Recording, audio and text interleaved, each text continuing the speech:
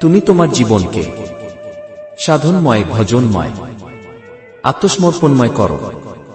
তোমার জীবনের যে সৌরভ তোমার উপাসনা গৃহ হইতে ছুটিবে, তাহা আর কেহ টের না পাইলেও আমার আপনার জনদিগকে তোমার সন্নিহিত করিয়া দিবার পক্ষে হইবে প্রধানতম প্রেরণা।